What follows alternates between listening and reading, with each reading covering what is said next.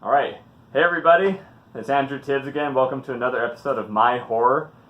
I have a friend here. My friend, Noah. Yep. Okay, where he's going to help us with the sign a little bit. Do you want to hold the sign up to the Sure, yeah. All right, there we go. All right. Make sure you get it right up there. All right. Right up. All right, on the count of 3. 1, 2, 3. I'm sorry, dude. No, you're good. All right. I had my friend Noah come over here. He is a person at church that I like to talk to about some of these horror films and TV shows that we seem to have in common with. Other than Twilight Zone, what is there, actually? What do you mean for this part? Like, What else do we talk about? Old films. like German expressionism films, like the silent ones, and Universal Monsters. Metropolis. Yeah, Metropolis. Yeah, Have you you seen guys- that one yet? Yeah, oh man, it's like, how long is it? It's 3 hours, right? It's something like that. Okay, Well, yeah. You saw Cabinet Dr. Caligari, right? No, I have not. That's the best. That is one of the best films. Okay, yeah, so I watch a lot. I'm apparently watching a lot of these newer ones. He's like, what, you're a hipster? Yeah, I like the old. You're a hipster. You liked all Yeah. the stuff before it got cool. Yeah, like the ones from 1910 and 1920 and Oh, stuff like that. old. Recently I watched the Frankenstein from 1910. Have you seen that? I've seen. Yeah, it's like 14 minutes the long. silent one. Yeah. Yeah, I remember. It's like 14 minutes long, and then you watch Metropolis, and it's 3 hours long, so Yeah. freaking nuts. But I wanted him to come here, actually, because he is about to leave on a mission for the Church of Jesus Christ of Latter-day Saints to Iraq. No, where are you going again? I'm going to Mexico, yeah. Torreon, Mexico. Torreon, Mexico. Yeah.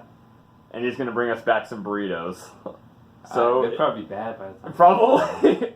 But, if you like or subscribe this, or wherever, I don't know where it's at, but maybe he'll make us something if he learns how to cook stuff. Yeah, maybe. There you go. We'll All have right. to see. Yeah, it'll be all right. But what we wanted to go ahead and talk about, he's a huge fan of the Twilight Zone, and admittedly, I didn't actually watch the Twilight Zone a whole lot. I think I've seen like an episode, just the one where the guy's on the plane wing. Yeah, Terror at 20,000 feet. Oh, is that what it was? Yeah, that's like the one that everybody goes to, because it's a good episode. Well, and it's like referenced in almost everything you watch. Yeah. Now. Like every movie will almost reference there's something tearing up the wing. So. Exactly, and then there was like, they used that for the movie that came out. Oh a shoot, while which ago. one was it? Ace Ventura did it. Yeah, Steven Spielberg had something to do with that movie, didn't he? Yeah, he did. Yeah. That's right. Oh yeah, that's so right. they That's just right. remade it. Simpsons did it, yeah. That's the one I go to. But so I asked him to pick 2 episodes of Twilight Zone that are his favorite. And the first one I'm actually going to have him introduce because not only do I butcher the plot, but I also butcher the title. So why don't you go ahead and tell us about it? Perchance to Dream. So that's a good episode. Basically what happens is the guy, what's his name again? You had it written down. Hold on. Something elegant. Edward Hall. Edward Hall. Okay. So Edward. Classic name. Yeah. So Edward Hall, he basically goes to a psychiatrist or a psychologist or whatever, and he's telling him he's got a problem. He can't go to sleep. Not that he can't actually go to sleep, because if he goes to sleep, he'll die. And the reason being is he's got a heart condition, and in his dreams, Maya, the cat lady, is getting closer to him and trying to get him to do crazy stuff that puts a lot of stress on his heart. And if too much stress on his heart, he'll get a shock and he'll die. So basically, every time he falls asleep, he's on a roller coaster ride with Maya, and he can't take it or he'll die. So he can't go to sleep, because if he goes to sleep, he'll be right back there, and he will all that stress will kill him. So he goes to the psychologist, and he tells him lie down. And he lies down. And he starts to fall asleep, but he gets up, and he tells the psychologist all that's going on. And in the end, when he's walking out, he notices that the receptionist is Maya, the cat lady he's seen in his dreams. I forgot about that. Holy crap. And so he runs out the window and falls to his death. And then we switch over to the psychologist. He calls in the receptionist, and they look at Edward on the couch. He's actually been asleep the whole time. And finally, when he fell asleep, the shock got to him and killed him. So this is why you don't go on roller coasters with women. Am I? you just don't go on roller coasters at all. Just don't do it. Holy crap! They've had so many movies. At Holiday World, I technically was on my first roller coaster ride, The Voyage. Oh shoot! Man. That was a bad first roller coaster. I should have waited. Did you soil yourself? No, I didn't. Oh, you did? Okay, cool. But I did Scream. Oh, dude, like... So... See, and the thing with that movie, and by the way, when he says cat lady, like, it doesn't mean, it's not like Catwoman. You're not seeing Halle Berry come, I mean, that would kill anybody in their dreams, right? But, no, like, it's really interesting, and we were talking right before we decided to start this video. There's a part where, I think it's when he first sees the Catwoman, or cat lady, sorry. Yeah. But he's driving his car, and he looks in the rearview mirror, and basically the mind sees what it wants to see, and so he's looking in the rearview mirror, and he's so convinced, his mind is so convinced that there's someone there, even though there isn't. And the longer he looks, the more his mind plays tricks on him, and he finally sees a pair of eyes just staring back at him in the creepiest of ways. And we were talking about how, like, you know, if you're stuck in the basement by yourself and all the lights go off, or you find yourself in a scary moment, like, you know, your mind plays tricks on you, even though you know darn well there's no killer dolls or any ghosts in this basement. It doesn't matter. You're going to be terrified because eventually your mind's going to think that that's real. Exactly, yeah. And so I thought that was kind of interesting. What was your favorite part of this episode? Just the story. I like the story. Yeah. Also, just the first time watching the suspense. Yeah. I felt that was probably the best part. Just the best part. The story was actually a pretty good story. I mean, when you watch the Twilight Zone, there's a lot of good episodes, but some of them are just filler. Yeah. Some of them are just burning trash. Like, for instance, for sure. Yeah. And so don't look this episode up. It's the last episode ever made by the Twilight Zone. It's total trash. Really? I don't even remember. Is that what it's called, or is it just? No, it's trash? just that's what it should have been called. Oh, okay, it's for total sure. Trash. I see. So don't watch the exact last episode. That's disappointing. Why would they end it on a note like that? I don't know. Jerks. Probably like you were gonna end. They probably said we're gonna end the Twilight Zone. Like, all right, then why did we even try? And so they just pushed something out there. Or maybe they're trying to screw with us. I don't know. Maybe. Okay, so yeah, go check that episode out. I kept on saying Perchance to dream, but what's it called? I think it's Perchance. Perchance to dream. That makes so much more sense, and so check that out. Now, maybe I'm somehow wrong, but I think that's what it is. I think you're probably right, dude. So because I think that comes from a line like one of Shakespeare's plays, like Perchance to dream. Oh, for sure. I might be wrong about that, but I think that's where that comes from. Okay. So I'm telling you, this guy knows his crap about Twilight Zone. So if you get in the zone, not the auto zone, but the Twilight Zone, call him or whatever. He's going to be gone for 2 years, anyways. Yeah, you probably can't. You can't call him. You're not allowed to. So don't try. The next one that we're going to talk about is one of his favorites. Is called the Howling Man. I thought this one was super awesome. Yeah, it was pretty. I can't remember the guy's name. What's his name? I think it's David. David Ellington. Yeah, that's and right. then Father Jerome. Yeah. And of course, the Howling Man. I can't remember. Yeah. So this one, it starts with David Ellington. Now he's out in the wilderness somewhere. Sounds more like I think he's in Europe. Yeah. Europe. Right after World War One. World War One. Yeah, and he's lost. He doesn't. It's raining, and he doesn't know what to do. But he comes across this. What do you say? Like an abbey. Sort of? I don't know, like an old Catholic church. An old Catholic church. Something like that, yeah. And he runs into all these gentlemen that look like they're a part of some sort of, religious sect. And the way these guys look is especially awesome. How would you describe these guys? What do they look like? Moses, Abraham. Just all the old Bible guys. Yeah, picture Charlton Heston from the Ten Commandments, and this is what they all look like. Like a cliche old prophet. Oh man, or they look like the old bankers from Mary Poppins. You remember that? I've never actually. Oh my gosh! I've never actually seen Mary Poppins. Oh, scare the. I feel like I saw it like when I was a child. Oh, dude. I don't remember. Yeah, you've never gone back because it's terrifying. That'll give you IBS for sure if you watched Mary Poppins as a kid. So.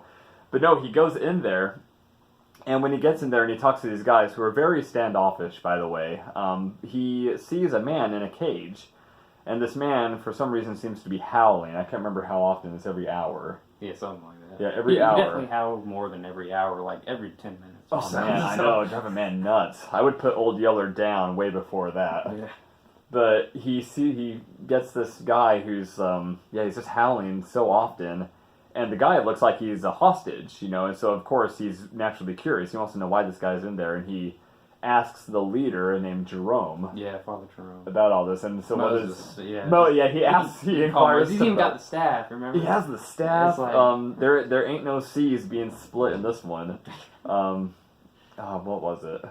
There's no seas being split. But what does Jerome say to him? Like when he approaches him.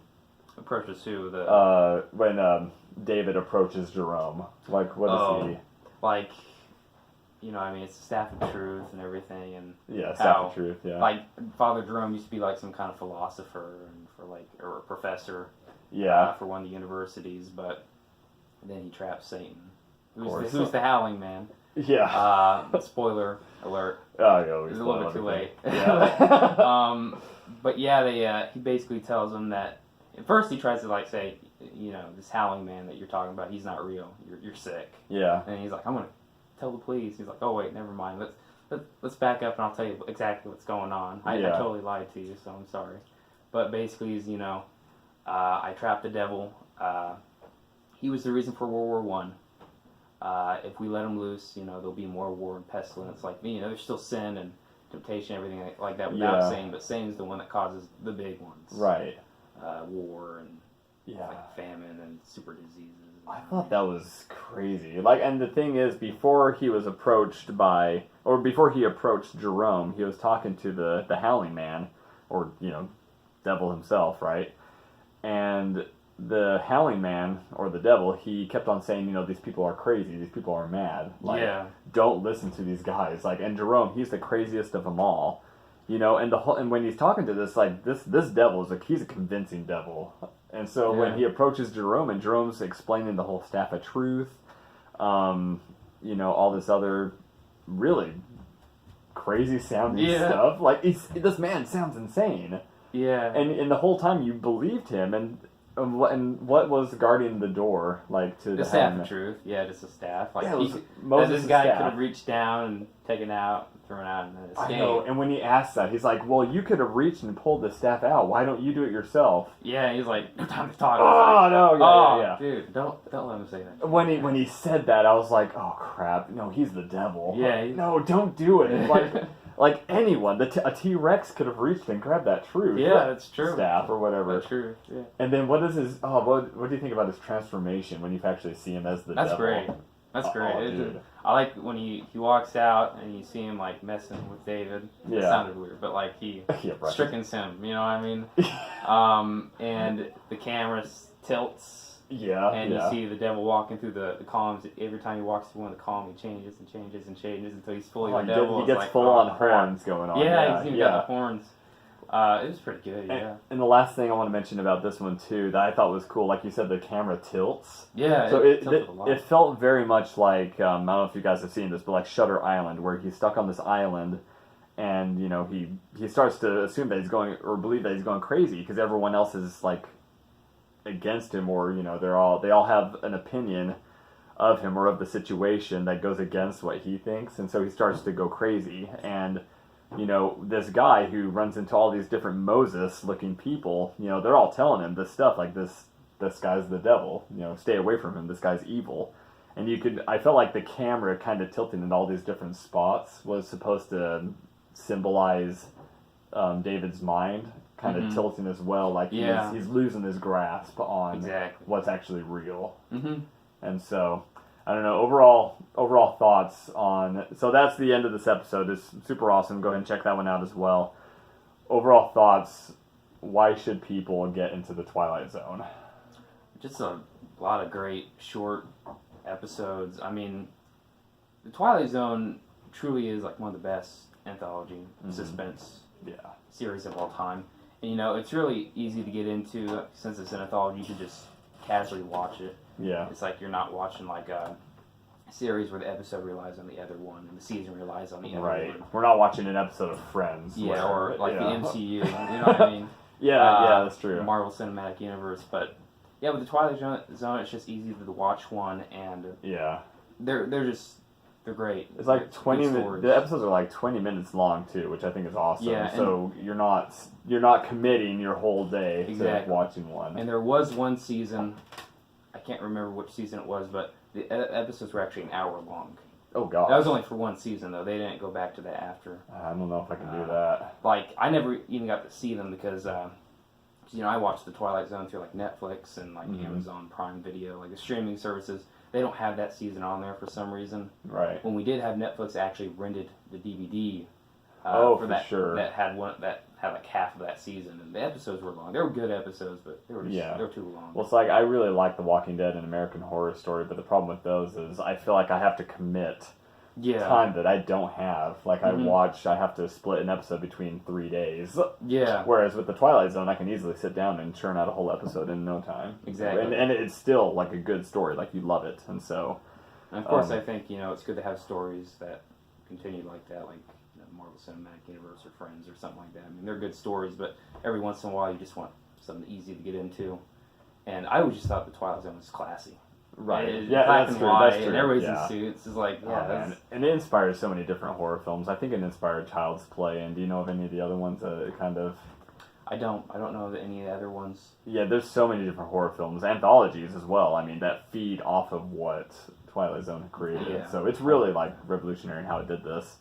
And so this is us talking about the Twilight Zone. Go ahead and check it out. I don't actually have a physical copy, but you can find it on Amazon Prime, I think. Yeah, Amazon Prime. I mean, it's on Netflix as well. Netflix and stuff like that. Netflix. And actually, like CBS is reviving the series now. That's true. Yeah, like Jordan Peele. Yeah, the guy who directed Get Out. Back, so oh, dude, I'm exciting. freaking psyched. And so we're gonna go ahead and say goodbye to you, but I think it's appropriate since he's gonna be in Mexico for 2 years, saying it in Spanish. What's goodbye in Spanish? Adios. Should we say adios amigos? So it's like fun. Sure. Okay. Sure. On the count of 3. 1, 2, 3. Adios amigos. All right. Arriba!